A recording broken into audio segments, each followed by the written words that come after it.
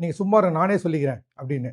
Options இப்போ உனக்கு கொடுக்க போகிற ஆப்ஷன் இது இது இது அப்படின்னு ஒரு ஸ்டைலில் சொல்லுவார் இல்லையா அமிதாப், அது சொல்ல எனக்கெல்லாம் சொல்ல தேவையில்லை, எனக்கு தெரியும் என்னென்ன ஆப்ஷன் இருக்குன்னு தெரியும் அப்படின்னு சொல்லி ஒரு பேச பேச பேச எவ்வளோ பெரிய மனுஷன் இன்னைக்கு இந்தியாவுடைய ஒரு ஒரு முக்கியமான ஒரு அடையாளமாக இருக்கக்கூடிய பிக்பியை ஒரு 10 வயசு பையன் இப்படி அவமானப்படுத்துறான்னு கொந்தளிச்சு போயிட்டாங்க எல்லாரும். அவன் வந்து குஜராத்காரன், காந்தி நகர்லேருந்து வந்திருக்கான். இந்த புள்ளையா வளர்த்தா வச்சிருக்கான், என்னடா புள்ள இது அப்படின்னு திட்டுறது. ஏ, இந்த பையனை வந்து கூட்டின்னு போய் எங்கேயாவது ஜெயிலில் போடுங்கப்பா அப்படின்னு ஒருத்தர் சொல்றாரு. இன்னொருத்தர் என்ன சொல்றாரு, இவன் வளர்த்தவன் யாரும், அவங்க அப்பா அம்மாவை காட்டுங்க, 2 போட்டால் தான் சரியா வரும் அப்படின்னு சொல்லி போடுறது. இப்படி எல்லாம் போட்டு பிக் பி ஆடானி இந்த மாதிரி பண்றேன்னு சொல்லி ஒரு 10 வயசு பையனை வந்து எதிரியா நினைச்சுக்கிட்டு போட்டு காய்ச்சி தள்ளிட்டாங்க இன்டர்நெட்ல. இந்த கொந்தளிப்பு பயங்கரமா நடந்துகிட்டே இருக்கும்போது அந்த பையன் திரும்ப அடுத்த ரவுண்டுக்கு வரான். வரும்போது அப்படியே டோட்டல் சீனே வந்து மாறுது. என்னன்னா, அந்த பையன் பேசிக்கிட்டே இருக்கும்போது அவ்வளோ பணிவா இருக்கான்.